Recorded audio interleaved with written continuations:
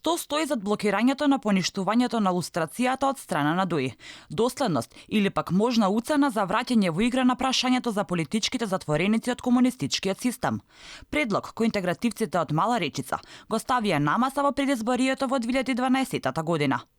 Дали ДУИ ќе успее да го убеди СДСМ за рехабилитација, односно обезштетување на Речици како што се шпекулира, 14.000 политички затвореници албанци, предлог кој пред 8 години не помина кај ВМРО ДПМН, кога беа во политички брак со ДУИ. Станува ли збор за предизборен политички маркетинг на партијата на Али Ахмети? Нацрт законот што тогаш тие сакаа да го наметнат, предвидуваше судско поништување на сите претходни судски одлуки од времето на комунизмот, донесени од политички причини. Односно, ќе треба да се понуди нова правна оштета на жртвите и на нивните семејства.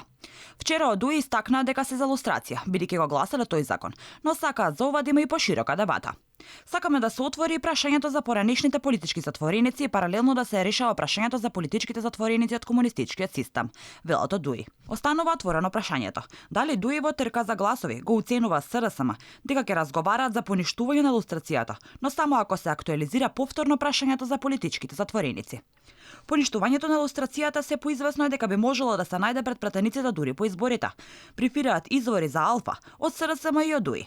Сепак што и како ќе се случува за поништувањето на лустрацијата и условите на ДУИ, ќе се знае најверојатно по изборите.